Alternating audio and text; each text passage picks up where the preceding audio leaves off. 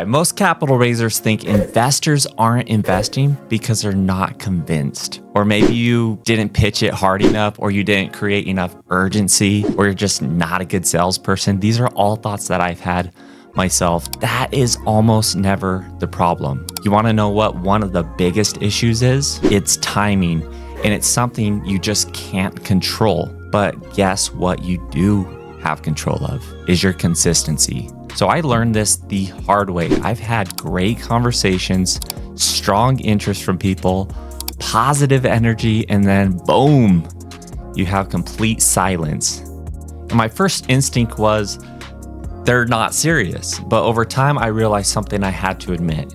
It wasn't my lack of conviction or my sales strategy. It was life in general. Investors are living full, complex lives just like we are. Their readiness fluctuates constantly, especially the high net worth individuals that we all want as investors. And that's when I started seeing capital raising a little bit differently. All right, I'm gonna bring up my iPad right now and draw a little diagram for you just to help you picture this a little bit better. Okay, just picture a squiggly line. Up and down, okay, just like this.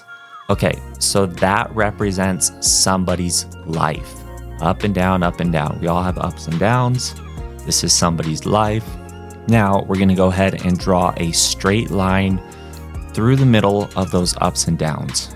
Okay, that's the comfort line. Now above the comfort line is the highs. This could be a new position at work with a pay increase. This could be just maybe selling a business. This could be getting awesome returns from the last deal selling, right?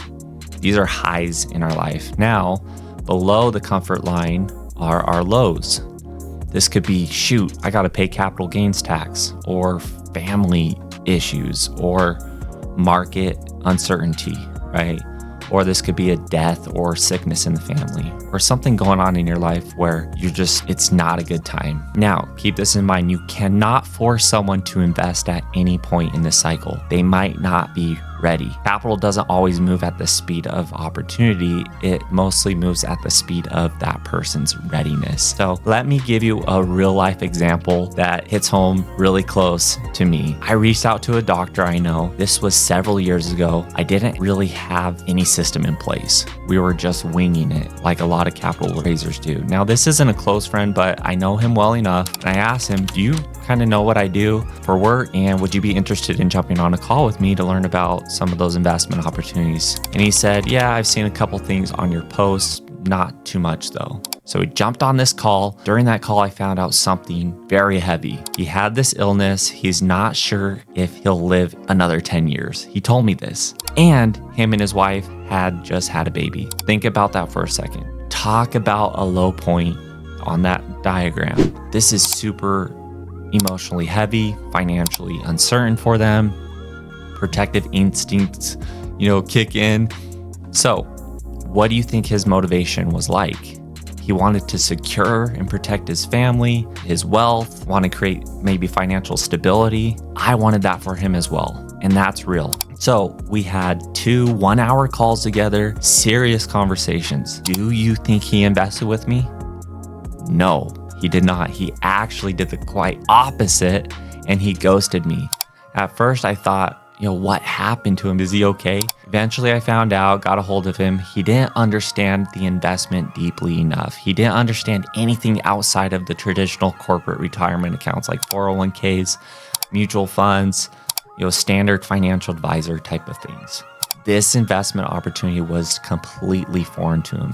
Now, sure, I could have educated him a little bit more on the calls, but here's the real lesson. What if he had already been in a nurture and educational system before we ever got on a call together? What if he had already consumed some educational content, maybe some deal structure breakdowns, talked about the risks of the investment, and maybe even case studies from other investors? So by the time we spoke on a call, the call was no longer an introductory call. It was more of an alignment call. And even after those 2 calls, if he wasn't ready, what if instead of just hoping he'd respond to me, I could move him into a longer nurture campaign? Okay, this would be a calm approach. It would be structured. It would be educational. so that when his readiness caught up to all this, the infrastructure was already there. That's what we call the trust timeline. Here are 3 things that you can control to make sure these people are taken care of and nobody slips through the cracks. Number 1, consistent visibility. If you're not consistent in being visible to these people, you disappear between the peaks of their life cycle, and investors don't invest with who they remember once. They invest with those who they consistently experience. So inside of Capitallyst Pro, we have several nurturing sequences based on where they are at in that journey. We have options in the system to nurture them correctly. And this is where most operators break down. Your brain is not a CRM. We constantly say this. Consistency has to be engineered. Okay. Number 2, track readiness signals. Investors rarely announce, hey, I'm ready to invest. It does happen. I've had that happen, but they can show it. All right, on to number 3, engineer your follow-up. Most follow-up is emotional. You follow up when you feel the pressure or when a raise is getting close or you're getting close to closing. That energy changes how investors perceive risk. Professional follow-up is structured. It's independent of your deals. That's what systems are for. Systems don't replace relationships. They actually protect those relationships if you think about it. So here's the part that surprises most people. Sometimes the fastest way to raise your capital is to stop trying to raise capital. You want to attract it. When investors feel chased, perceived risk increases. When they feel stewarded, perceived risk actually decreases. Professional capital raisers steward the timelines. Amateurs chase the timelines. Early on, effort works. At scale, effort collapses. If you can't control when somebody's readiness peaks, the only rational move is to be consistent or to be consistently present when it does. That requires infrastructure. So I really hope this resonated with those of you that are looking to scale your capital raising game this year and in years to come. Don't let a potential investor go cold like I did early on by not having the proper systems to educate and nurture, so that when their timing is right, they invest with you instead of someone else. So we're actually having a webinar on all of this trust building system in just a few days. So click the link in the description to register and save your seat. If you can't attend, don't worry, it's all good. We will send you the replay to whoever registers. So we'll see you there, or we'll see you on the next video.